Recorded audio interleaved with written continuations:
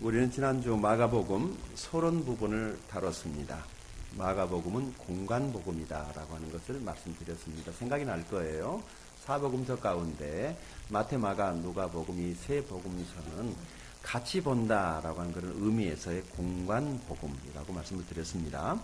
마가복음은 신약 성경 가운데 맨 처음에 기록된 책이다라는 것도 말씀드렸습니다. 그리고 마가복음의 저자는 마가인데 마가는 예수님의 직제자는 아니었다. 마가는 베드로의 설교를 통역하다가 베드로로부터 예수님에 대한 이야기를 듣고 복음을 깨달아 회심한 하나님의 사람이었다라는 것도 말씀드렸습니다. 그리고 마가는 베드로에게서 예수님에 대한 이야기를 들었는데 어떤 이야기를 들었느냐? 예수님은 사람의 모습으로 오신 하나님의 아들이었는데 그분은 섬기러 오신 종이었다라고 하는 베드로의 설교를 듣고 그 예수님이 종으로 오셨다라고 하는 것을 우리들에게 전해주고 있습니다. 왜 그러는가? 그것은 당시 로마에 있는 그리스도인들이 너무너무 삶에서 힘들어하고 고난을 받고 있었기 때문에 로마에 살고 있는 그리스도인들을 예수님이 종이라고 하는 사실을 통해서 위로하기 위해서 마가는 예수님을 종으로 소개하고 있다라고 말씀을 드렸습니다. 마가의 어머니는 부유한 집을 가지고 있었고 마가의 다락방은 예수님께서 제자들과 최후의 만찬을 잡수시던 장소였었고 오순절날 120명의 제자들이 성령을 기다리던 바로 그 장소가 마가의 집 2층 집이었다. 그런데 다락방이라고 생각을 할 때는 아주 작은 한국식으로 이야기를 했기 때문에 다락방이지 이 성경이 번역될 당시에 우리 한국에 2층 집이라고 하는 개념이 거의 없었기 때문에 그래서 그냥 다락방이라는 이 개념을 썼는데 우리는 흔히 다락방 그러면은 집 위에 있는 아주 조그마한 방을 생각을 하게 되는데 마가의 집은 그렇게 조그마한 다락방이 아니었고 굉장히 크고 넓은 저택이었다. 그리고 마가의 어머니는 굉장히 부유한 집 사람이었는데 예수님을 섬겼고 예수님의 제자들을 섬겼고 심지어는 120명이 그곳에 모여서 성령을 기다리고 있을 때 그 많은 사람들의 식사와 그 많은 사람들의 뒷바라지를 할 만큼 참으로 믿음 있는 어머니였다. 하나님께서는 그 마가의 그 어머님의 그런 섬김과 그 믿음을 보시고 그 가정에 복을 주셔서 이 마가가 신약 성경에 저자로 기록된 만큼 큰 축복을 내려주셨다라고 하는 것을 지난주에 말씀을 드렸습니다. 우리도 마가의 어머니처럼 자기 집을 오픈하고 하나님의 사람을 공개하고 하나님의 일에 가정이 쓰임받게 될 때 하나님께서 우리의 자녀들을 크게 축복할 것을 믿습니다. 오늘 아침 사사기에서 큐티를 하는데 마음이 너무 아팠습니다. 자식은 부모를 통해서 신앙을 배우기도 하고 불신앙을 배우기도 한다는 것을 보았습니다. 자녀는 부모에게서 신앙을 배우기도 하고 불신앙을 배우기도 합니다. 우리가 왜 신앙생활을 잘해야 되는 것인가에 대한 아주 귀중한 교훈을 주는 그런 본문이었습니다. 마가는 어머니의 이런 섬김을 통해서 가정을 오픈하고 주님의 사람들을 공개하고 섬기는 모습을 통해서 마가는 훌륭한 하나님의 사람으로 성장해서 나중에 사도 바울의 귀한 동역자가 되어 있었다라고 하는 것까지 지난주에 말씀을 드렸습니다. 우리는 계속해서 이 마가가 들려주는 예수님의 복음 이야기를 지금 듣고 있습니다. 오늘의 마가복음 강의 두 번째 시간으로 하나님의 나라와 순종이라는 이런 제목으로 말씀의 은혜를 나누고자 합니다. 성령께서 우리 모두를 감동 주시고 축복해 주셔서 마음의 변화와 신앙의 아름다운 결단이 있는 시간이 되기를 바랍니다. 오늘 본문은 크게 세 단락으로 나뉘어집니다. 먼저는 16절에서 20절까지인데 여기는 예수님께서 갈릴리 해변을 지나가시다가 어부인 시몬과 안드레 그리고 야고보와 요한을 제자로 부르시는 내용입니다. 그리고 다음은 21절에서 28절까지인데 여기서는 더러운 귀신 들린 사람을 예수님이 고쳐주고 있는 모습을 마가가 적고 있습니다. 그리고 마지막 29절에서 34절까지는 시몬 베드로의 장모의 열병을 고쳐주고 많은 사람들의 병을 고쳐주고 귀신을 쫓아내주고 있는 예수님의 일하시는 모습을 마가가 우리들에게 지금 소개하고 있습니다.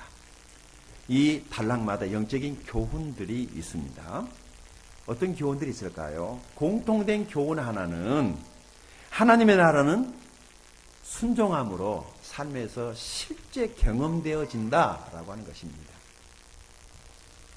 오늘 본문에서 우리는 이 순종의 중요성을 볼 수 있습니다. 하나님의 종은 하나님께 순종해야 됩니다. 종이 해야 될 일은 순종하는 것입니다. 종은 주인에게 순종하면 주인에게 복을 받습니다. 자, 순종하는 종의 모습 세 가지를 통해서 하나님의 나라가 임하는 것을 마가가 우리들에게 소개하고 있는데, 첫 번째 교훈은 무엇입니까? 이 첫 번째 단락에서 예수님께서 제자들을 부르시는 것을 마가가 지금 소개하고 있습니다. 자, 갈릴리 해변을 가고 계시는데 거기 시몬과 그 형제 안드레가 그물을 던지시는 것을 보고 있었는데 그들의 직업은 어부였단 말이죠. 그래서 그들을 예수님께서 나를 따라오너라, 내가 너희로 사람을 낚는 어부가 되게 하리라. 조금 더 가시다가 또 누굴 불렀습니까? 세베대의 아들인데 야고보와 그 형제, 그러니까 형제 이렇게 형제들을 주님께서 이렇게 불렀어요. 그런데 이 세베대의 아들 야고보 요한은 베드로와 안드레의 집안하고는 조금 달랐던 것 같아요. 보시게 되면 21절 같이 읽어보십시오. 20절 읽어보십시다. 시작. 곧 부르시니 그 아버지 세베대를 품꾼들과 함께 배에 버려두고 예수를 따라가니라. 무엇을 버려뒀어요? 이들은 무엇을 버리고 예수님을 따라갑니까? 아버지와 그리고 아버지가 부리고 있던 그 품꾼들과 그리고 그 재산, 배를 버려두고 예수님을 따라갔다라고 말을 합니다. 자, 예수님의 제자로 따라간다는 것이 쉬운 일이었을까, 어려운 일이었을까? 결코 쉬운 일은 아니었을 것입니다. 사람들은 지금보다 더 나은 여건으로의 누군가가 스카우트 제안을 하면 다 그렇게 해서 더 좋은 곳으로 가려고 그러지, 더 못한 곳으로, 더 불편한 곳으로 가려고 하지 않는데, 이 예수님의 제자들은 지금 자기들이 적어도 먹고 살고 일할 수 있는 직장과 직업과 생활군이 있었어요. 그런데 예수님이 부르시니까 자기들의 생활하고 있는 직업과 비즈니스, 자기들의 생활의 편리와 이 모든 것들을 제공해 줄 수 있는 것들을 그들은 놔두고 어쩌면 훨씬 더 불편한 자리로 이들이 가고 있었는가 모르겠습니다. 왜 그렇게 했을까? 왜 그렇게 했을까? 이 제자의 길은, 제자로 따라 나선다라고 하는 것은 종의 길을 말하는 것입니다. 그러니까 하나님의 모든 부르심은 섬김을 위한 부르심입니다. 교회에서 어떤 직분을 가지고 있든지 그 직분은 사람을 섬기라고, 하나님을 섬기라고 하나님께서 주신 직분인 줄로 우리 모두가 믿어야 될 줄로 생각합니다. 우리는 사람을 섬기고 하나님을 섬기고 가족을 섬기고 이웃을 섬기고 다른 사람을 섬기도록 하나님이 우리를 부르셨다라고 하는 사실입니다. 여기 지금 이 제자들이 어부였지만은 이 주님의 부름에 순종해서 모든 것을 다 버리고 따라갔습니다. 종은 주인을 잘 만나야 합니다. 종은 주인을 잘 만나야 합니다. 예수님을 만나기 전에 이들은 고기를 잡는 어부들이었습니다. 행복했을까요? 만약에 행복했다면 그 일을 계속했겠죠. 그렇지만 그들은 적어도 자기가 하고 있는 직업과 거기에서 벌어드는 수입, 그거 가지고 만족하지 못했어요. 행복하지 않았단 말이죠. 우리가 직장 생활하지만은 많은 분들이 행복합니까라고 물어보면은 다 이렇게 말을 합니다. 에이, 뭐 행복은요, 먹고 살기 위해서, 아니면 할 수 없어서, 또는 자식 새끼들 때문에. 다들 그렇게 말을 하죠. 누가 얼마나 자기가 하고 있는 그 일이 자기의 행복과 자기의 보람을 위해서 하는 일이 얼마나 있습니까? 다 할 수 없어서 일을 한다는 말을 할 때 결코 하는 일에 대한 행복을 찾지 못한다라고 하는 것이죠. 어떤 분이 최근에 페이스북에 글을 쓰는 것을 봤는데, 이분은 방송사에 PD를 하는 분인데 여러 가지 업무의 스트레스 때문에 쓴 것 같아요. 뭐라고 썼느냐면은 그만둘 것인가 계속해야 될 것인가를 고민하는 중이다 라는 글을 썼더라고요. 말하면 알만한 PD인데 그만큼 하는 모든 일이 쉬운 일, 편한 일은 없다라고 하는 것이죠. 생각하기에 나름이겠지만 자기가 하고 있는 그 일에 대해서 행복을 느끼는 사람도 있고 행복을 느끼지 못하는 사람도 있을 터인데, 이 제자들이 예수님께서 나를 따라오너라, 내가 너희를 사람을 낚는 어부가 되게 하리라, 이 말씀에 하던 일을 그만뒀다라고 하는 것은, 이 사람을 낚는 어부가 된다는 말을 우리 해석을 잘해야 돼요. 이 사람을 낚는 어부가 된다는 것은 쉽게 말하면 사람을 섬기는 일을 하게 될 거야, 그런 의미입니다. 보장도 없는. 엄마들이 그러죠. 자식들이 애먹이면 아이고 내가 네 종이냐? 내가 네 종이냐고. 그런데 그 말이 맞고요. 종이죠. 그래서 부모이고 그 자식의 종노릇한 것에 대한 보상을 하나님이 해주는 것입니다. 부모가 만약에 자식의 종노릇을 하지 않겠다라고 그러면 그 자식은 어떻게 되겠습니까? 길거리에 내번져지는 것밖에 더 있겠습니까? 다른 사람이 주워다가 키우겠죠. 그러나 그 자식을 자기가 끌어안고 그 자식의 종노릇을 부모가 평생 하는 것입니다. 그저 애기 젖띠면 낫겠지, 걸어다니면 낫겠지, 학교 들어가면 낫겠지, 초등학교 졸업하면 낫겠지, 중학교 졸업하면 낫겠지, 고등학교, 대학교 졸업하면 낫겠지라고 그랬더니 또 뭐가 있죠? 결혼하면 낫겠지. 결혼하면 나을 줄 알았더니 자식 데리고 오는 겁니다. 그래서 평생 부모는 자식의 뒷바라지, 굉장히 좋은 말이죠. 그 자식의 종노릇을 하다 가는 것 같아요. 그래서 자식에게 있어서 부모가 귀한 존재가 되는 것 아니겠습니까? 여러분, 우리도 예수님을 만나기 전까지는 나름대로 우리가 하던 그 일이 최선이라고 그렇게 생각하고 살았던 사람들입니다. 그러나 이제 예수님을 만나고 난 이후로는 생각이 바뀐 것입니다. 그렇게 좋았던 세상이 조금씩 싫어지기 시작한단 말이죠. 이것이 변화입니다. 이것이 예수를 만났다는 증거입니다. 하긴 뭐 예수를 만났지만은 나는 그래도 여전히 세상이 좋더라라고 말하는 사람이 있을 수 있지만은 언제까지 그러겠습니까? 예수님을 만났다라고 그러면 이 세상살이가 싫어져야 됩니다. 이 세상이 취약한 것이고 고달픈 것이고 이 세상에 더 좋은 것이 없다라고 하는 그 결론을 빨리 내리면 빨리 내릴수록 삶은 더 행복하고 영적인 부유함은 더해 갈 것입니다. 제자들은 자기를 위해서 돈을 벌었고 자기를 위해서 열심히 일을 했지만은 살아보니까 행복하지가 않았습니다. 그래서 예수님을 따라간 것입니다. 사실 여러분, 인생은 섬길 때 행복합니다. 섬기면서 변하고 섬기면서 기쁨이 있고 섬길 때 나에게도 기쁨과 행복이 있는 줄로 믿으시기 바랍니다. 그동안의 제자들은 자기를 위해서 고기를 잡았습니다. 돈을 많이 벌었습니다. 그런데 재미가 없었습니다.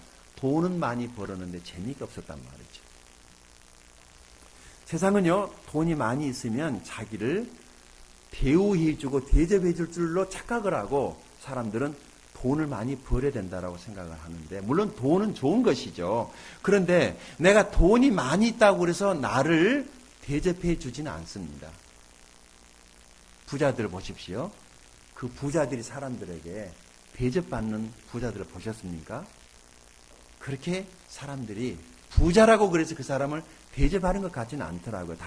다만 돈이 많이 있어서 부자일 뿐이지 돈이 많기 때문에 그 사람을 단순히 돈 많다는 이유 때문에 그 사람을 누가 알아주고 높이 그렇게 세워주지는 않는다라고 하는 사실입니다.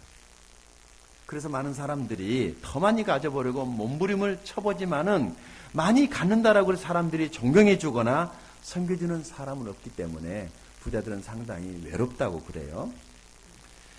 주님께서 제자들을 부르신 것은 그들도 주님처럼 이제 다른 사람을 섬기는 삶을 살라고 부르신 것입니다. 그런데 이 다른 사람을 섬길 때 삶은 행복하고 윤택하고 부유해지고 섬기는 것이 축복이기 때문에 예수님은 어부들을 제자들로 부르신 것입니다. 사실 여러분, 종으로 오신 주님이 종을 부르고 계시는 것입니다. 그것이 제자입니다. 예수님의 제자는 종으로의 부름을 받은 사람들입니다. 이 종은 자기와 함께 다른 사람을 섬기기 위한 종을 부르러 오셨는데 그 부름에 순응해서 따라간 사람들이 예수님의 제자들이고 그 제자들은 섬기러 오신 종과 같이 또 다른 섬김의 자리에 있어야 한다라고 하는 것입니다. 그것이 제자입니다. 그래서 정확한 의미로 제자란 섬기는 사람들입니다. 섬기지 않는 사람은 제자가 아닌 것입니다. 많은 사람들이요, 나는 제자 훈련을 받았으니까 자기가 제자라고 착각들을 하는데 빨리 그 착각에서 일찍 깨어날수록 행복합니다. 제자 훈련이 그 사람을 제자를 만드는 것이 아니라 그 사람이 섬기는 삶을 살 때 비로소 제자가 된다라고 하는 것을 우리가 기억해야 될 줄로 믿습니다. 제자 훈련이 제자를 만드는 것이 아니라 그 제자 훈련도 섬기는 일을 하도록 제자 훈련하는 것이지 제자 훈련 자체가 사람을 제자 만들지는 않는다라고 하는 것이죠. 이것이 제자 훈련의 문제점이라고 사람들이 지적을 하고 나도 그 점에는 동의를 해요. 섬기지 않으면 제자 아니에요. 섬기지 않으면 그 사람은 제자가 아니에요. 제자학교 할아버지를 나와도 그 사람은 제자라고 말할 수가 없어요. 제자학교에 와서 공부를 해본 적이 없지만은 예수 만나서 구원받고 그 사람이 다른 누군가를 섬기고 있다면 그 사람은 제자예요. 이제 우리 모두는 주님의 제자들로서 섬김의 자리로 돌아가야 됩니다. 거기에 진정한 인생의 행복이 있고 기쁨이 있고 감사가 있습니다. 엄마들은 집에서 가족들을 섬겨야 됩니다. 아빠들은 사랑으로 가족들을 포옹하고 섬겨야 됩니다. 그것이 하나님을 섬기는 것이고 그것이 나아가서 교회를 섬기는 것입니다. 내 가정이 행복하지 않고 교회에 와서 행복만 추구한다는 것은 대단히 위험한 일입니다. 종으로 오신 주님께서 자기와 함께 종이 되자고 사람들을 불렀는데 자꾸 주인 노릇을 하려고 그러니까 종이 주인 노릇을 하려니까 스텝이 꼬이고 영 뭐가 안 맞는 것입니다.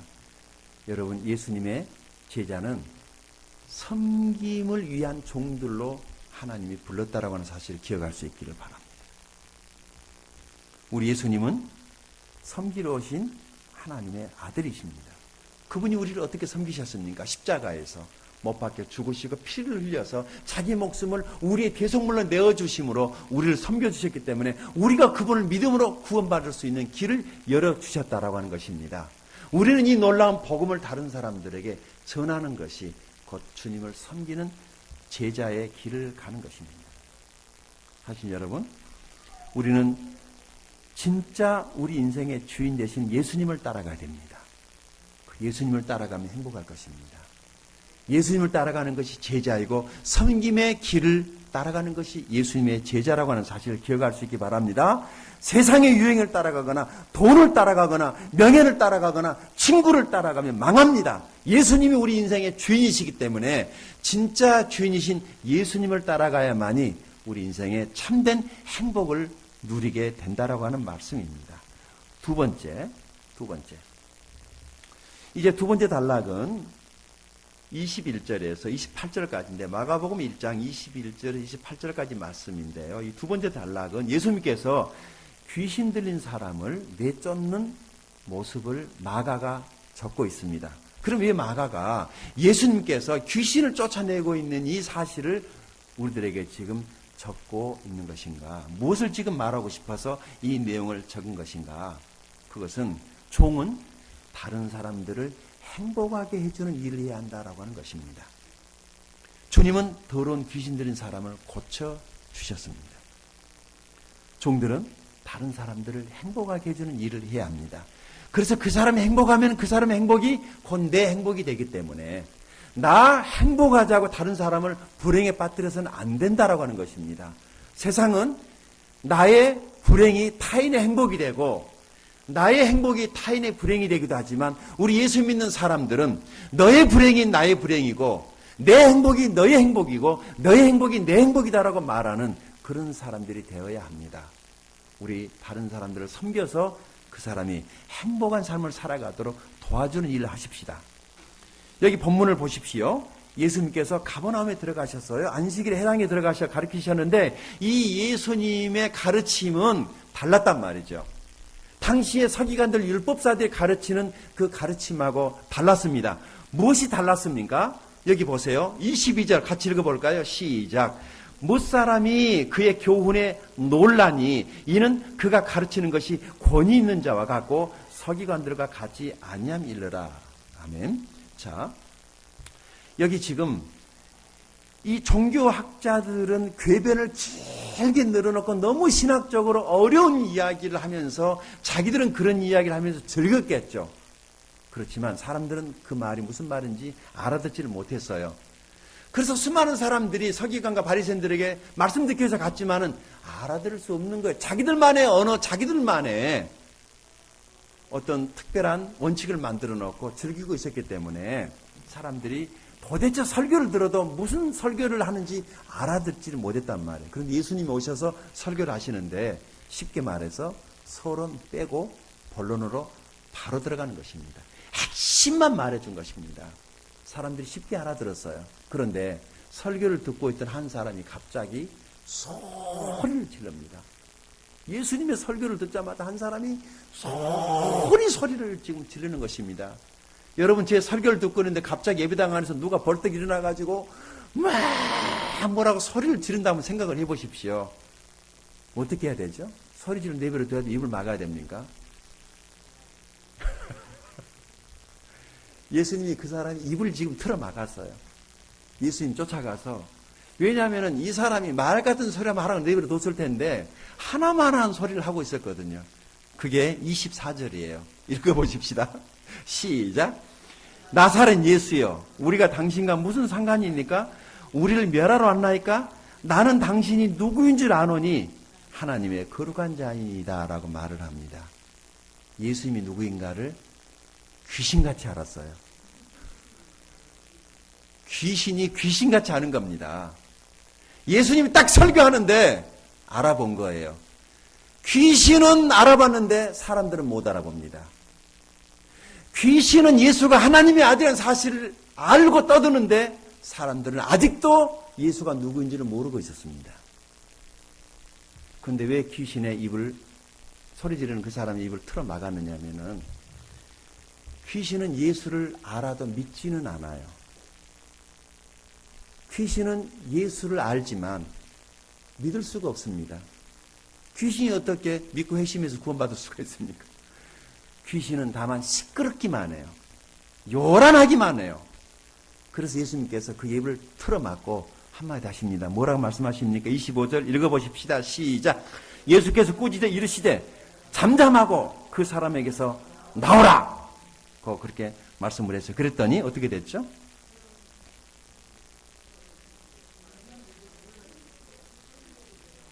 네. 왜 서기관들이 설교했을 때는 이런 일이 없었는데 예수님이 설교하니까 이 귀신들이 발악을 했을까요?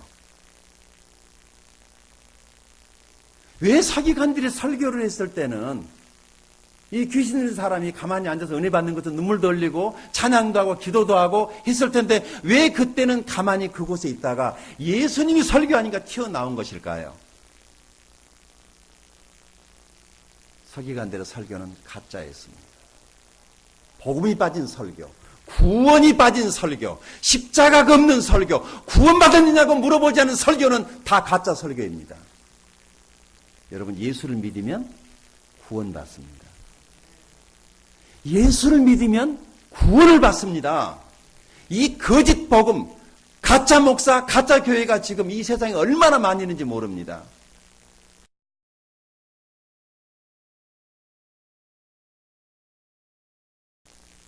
수정교회라는 그 교회인데 30년 전에 이 교회가 세워졌을 때 전 세계의 모든 사람들은 이 교회를 보면서 다 고개를 들렀습니다.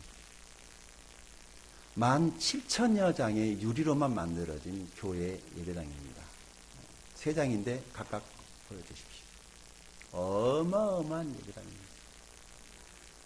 사진을 다 준비를 못했는데 그 내부 예배하고 있는 모습도 담겨진 사진인데 이 로버트 슐러 목사님이 개척하신 이 미국의 수정교회가 지난 2013년 금년이죠. 6월 30일 날 부도나가지고 넘어갔습니다. 로버트 슐러 목사님이 돌아가시고 후임자 문제 교회의 재정 문제, 여러 가지 문제로 갈등하다가 결국 교회에 일어서지 못하고 금년 6월 30일 날 마지막 예배를 드리고 카톨릭의 어느 한 교구에 이 교회가 매각되고 말았습니다.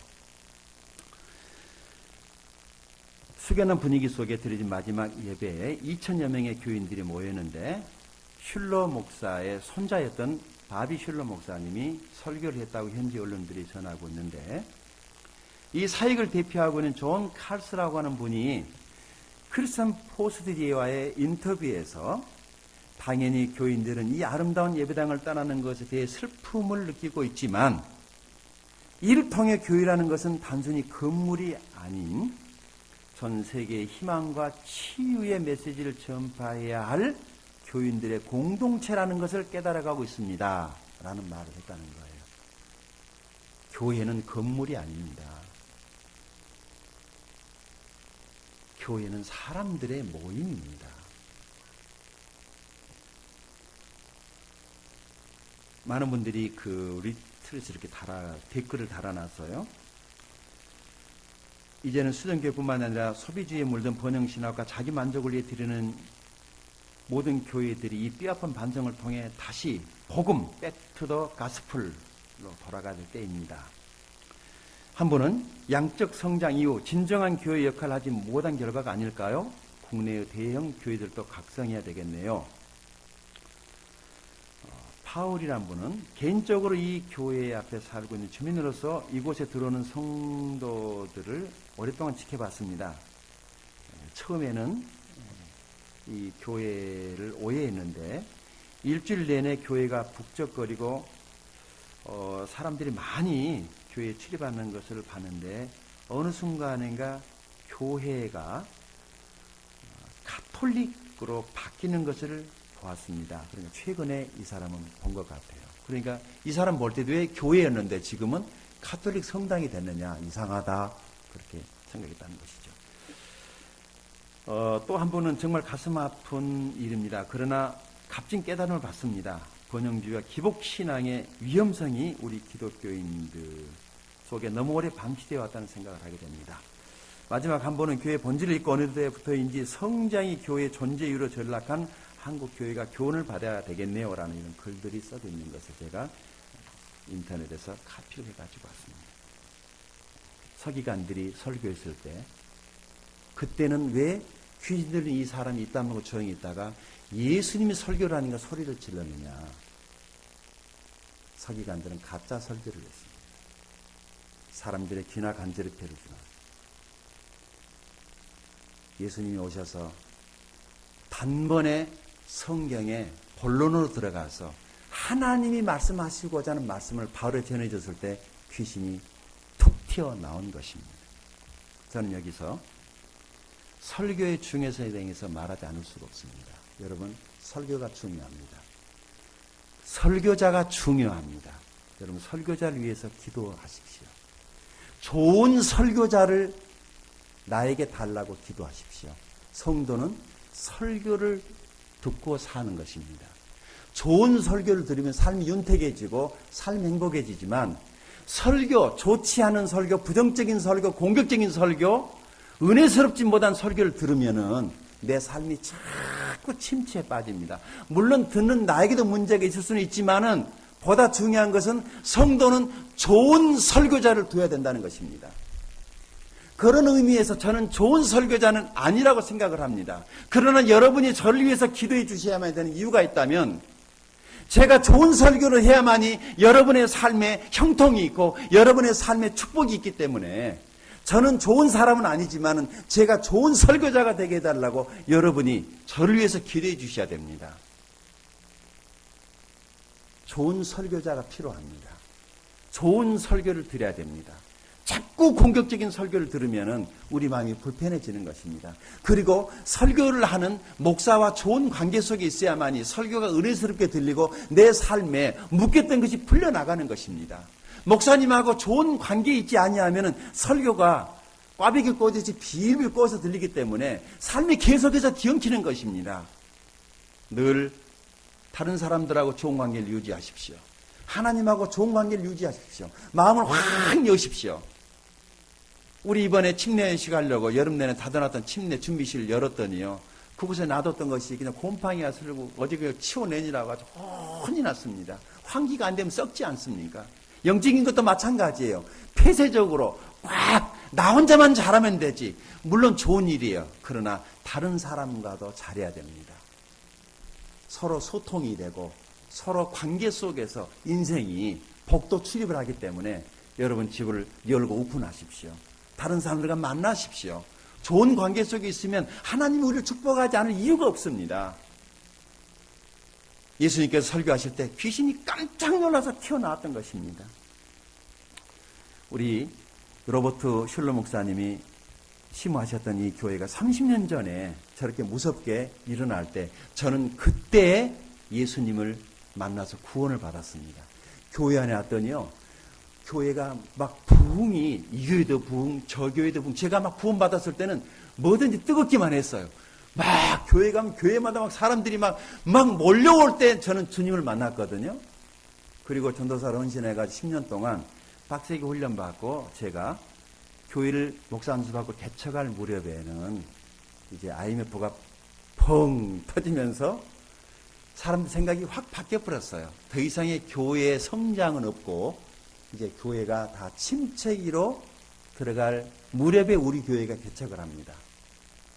아주 힘들 때, 굉장히 좋을 때 구원을 받았는데 내가 정작 목회를 시작할 때는 교회들이 다 힘들다라고 할 때 우리 교회가 시작을 합니다. 지난 15년 동안 몸부림을 쳐왔습니다. 나는 교회 성장이 사람들이 많이 들어있는 양적인 성장이라기보다는 그리스도의 제자들이 주님의 사명을 잘 감당할 수 있는 사람들이 모여있는 교회가 그것이 진정한 교회이지 않느냐. 이 교회의 본질을 저는 중요하게 여기고 지금까지 목회를 해왔습니다. 그런데 감사한 것은 이렇게 많은 여기 앉아 계신 이렇게 귀한 분들을 하나님께서 제자로 주신 것입니다. 우리는 이제 가정을 섬기고 더 나아가서 우리 이웃들을 섬기고 그 예수님께서 하신 그 섬김의 자리를 우리가 돌아가게 될 때 진정한 제자의 기쁨들을 만끽하게 될 것입니다. 가정 안에서 먼저 행복하시고 여러분의 신앙생활에도 정말 행복이 있게 되기를 바랍니다. 지금 전 세계적으로 가정교회가 확산이 되고 있는데 제가 그동안에 만났던 모든 가정교회를 섬기는 목자님들은 한결같이 이 가정교회를 하기 때문에 교회가 성장하고 있습니다라는 이런 이야기보다는 저는 그것에 관심 없어요. 성장보다는. 목자님들이 한결같이 행복하다는 얘기를 듣고 있습니다. 행복. 여러분, 우리는 행복해야 됩니다. 가난해도 행복하면 되지 않습니까? 약간 좀 작은 집에서 살아도 행복하면 되지 않습니까? 우리는 행복하게 사는 것을 목표로 신앙생활해야 됩니다. 예수님은 이 귀신 들려서 자기 인생의 모든 것을 귀신에게 다 노락질 당하고 있는 이 불쌍한 한 인생을 주님이 건져주신 것입니다. 잃어버린 행복을 찾아든 것입니다. 종들이 해야 될 일이 바로 이것인 줄로 믿습니다. 다른 사람을 행복하게 해주는 일이 바로 그리스도의 종들이 해야 될 일들인 것입니다. 우리 다른 사람을 행복하게 해주는 그리스도의 종들이 될 수 있기를 바랍니다. 종들은 다른 사람들을 도와줘야 됩니다. 우리 예수님께서 귀신 들린 불쌍한 사람을 도와줘서 그의 잃어버린 행복을 되찾아 줬던 것처럼 우리도 다른 사람을 섬겨서 그 사람이 마땅히 행복할 수 있도록 우리는 도와야 될 줄로 믿습니다. 여러분, 모든 사람은 다 행복해야 될 권리를 가지고 있습니다. 믿습니까? 다시 한번, 모든 사람은 행복해야 할 권리가 있습니다. 나는 이렇게 사는 것이 운명이라고 받아들이지 마시고 그 행복해야 될 그 권리를 향해서 여러분 당당하게 나아갈 수 있기를 바랍니다. 모든 사람은 다 행복해야 될 권리가 있습니다. 왜 나만 이렇게 살아야 됩니까? 아닙니다. 당신도 행복할 수 있습니다. 우리 주님이 도와주실 것입니다. 못된 귀신이 떠나가고 더러운 귀신이 떠나가고 그 사람은 이제 행복을 찾아서 기쁨 가운데 주님을 섬기게 됐을 것입니다. 마지막 세 번째 메시지는 이것입니다. 세 번째 단락에서는 무엇을 지금 마가가 우리들에게 소개를 하고 있느냐 하면 여기 29절부터 31절을 잠깐 읽어보실까요? 같이 읽습니다. 시작. 회당에서 나와 곧 야고보와 요한과 함께 시몬과 안드레 집에 들어가시니 시몬의 장모가 열병으로 누워 있는지라 사람들이 곧 그 여자에 대하여 예수께 여짜온대 나아가사 그 손을 잡아 일으키시니 열병이 떠나고 여자가 그들에게 수종되니라. 베드로의 장모. 캐톨릭에서는 베드로가 캐톨릭의 제1대 교황인데 베드로는 장가 갔어요. 장모님이 계시잖아요. 뭔가 좀 안 맞죠? 이 열병이라고 하는 것. 아까 귀신 들린 사람이 영적인 공격을 당하고 있다면 이제 베드로의 장모를 비롯한 많은 사람들이 육체적인 질병에 시달리고 고통받고 있는 것을 마가가 소개하고 있습니다. 성기로우신 하나님의 아들이신 예수님은 이 육체적인 병으로 질병으로 고통을 당하고 있는 사람들을 고쳐주셔서 그들이 행복한 삶을 살 수 있도록 도와주고 계시는 것을 우리가 볼 수 있습니다. 어떤 병은 병원에 가야만이 고칠 수 있는 병이 있습니다. 빨리 병원에 가는 게 좋아요. 병원에 가서 의사가 고치면 될 일을 기도만 한다고 고생하신 분들이 있더라고요. 약국에 가서 약 하나 먹으면 될 일을 가지고 그냥 그것을 믿음으로 고치겠다고 그렇게 고생하시는 분을 보면은 안타깝지 않습니까? 왜 약이 있고 왜 하나님께서 그 의사들을 만들고 의약을 개발하게 하셨겠습니까? 우리의 신체는 약으로 고쳐지는 병이 있고 의사의 수술로 인해서 고쳐지는 병이 있습니다. 그러나 그런 병 말고 이 시민성 질환이라고 하는 마음으로부터 오는 병들이 현대는 참 많이 있습니다. 마음으로부터 오는 병, 스트레스. 이 과중한 스트레스, 이것이 우리 마음을 누르면 심장이 압박이 오니까 갑자기 혈관이 많은 압력에 의해서 이제 견디지 못하고 터집니다. 뇌에서 터지면 뇌출혈이 되는 것이죠. 전신마비가 오는 거예요.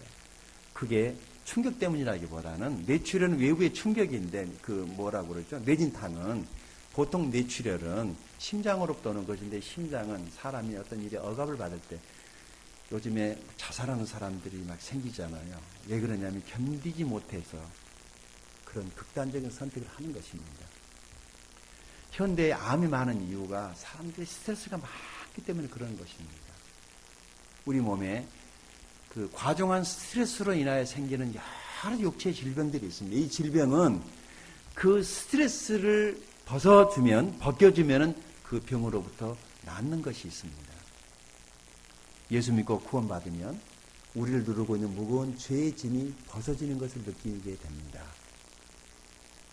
매일매일 하나님 앞에 기도하고 죄를 자백을 하면 우리 영혼이 죄로부터 자유함을 누릴 수 있습니다. 예수를 믿으면 죄책감으로부터 자유함이 있기 때문에 우리를 누르고 있는 심한 죄책감으로부터 벗어나게 하는 일은 예수 믿고 구원받는 길밖에 없는 것입니다. 베드로의 장모가 무엇 때문에 열병을 얻었는지 모르지만 예수님이 가셔서 그를 만져주심으로 열병이 떠나갔습니다. 그랬을 때 베드로의 장모의 모습 속에 메시지가 하나 있습니다.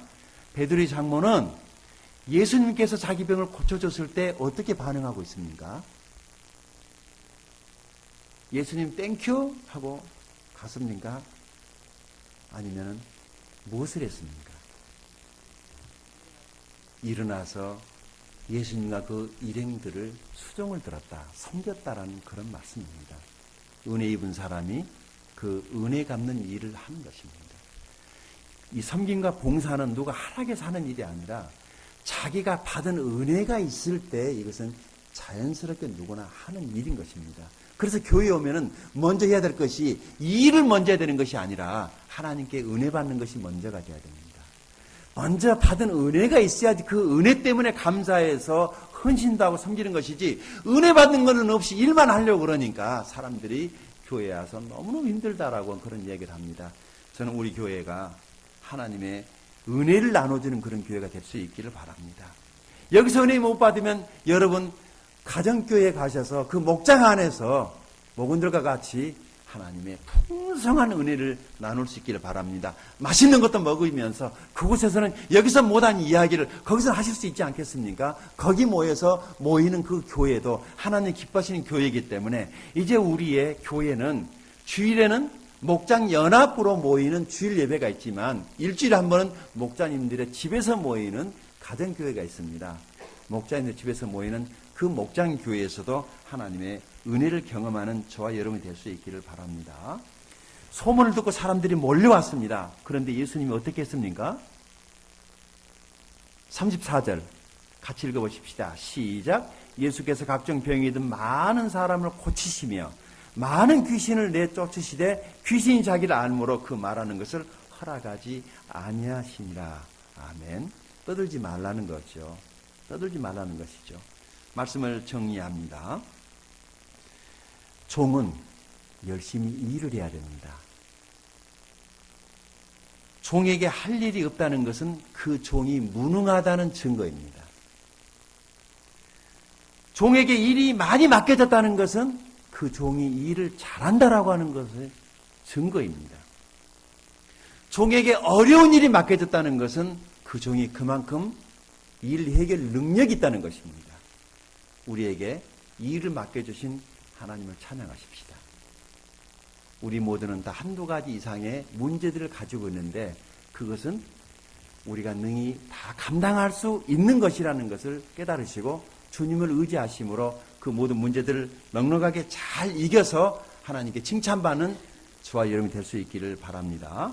자, 마가는 묵묵히 일하고 계시는 주님의 모습 세 가지를 우리들에게 보여줬습니다. 첫째, 종은 종을 따라가야지 된다라고 하는 것을 말씀드렸습니다.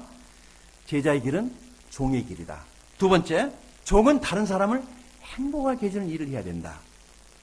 주님은 더러운 귀신을 쫓아내 주심으로 그 사람의 잃어버린 행복을 되찾아 주는 것을 우리들에게 보여주고 있습니다. 세 번째, 종은 다른 사람을 도와주어야 합니다. 우리에게 어려움을 호소하는 사람들을 외면하지 말고 그 사람들을 도와주는 저와 여러분 될 수 있기 바랍니다. 기도하겠습니다.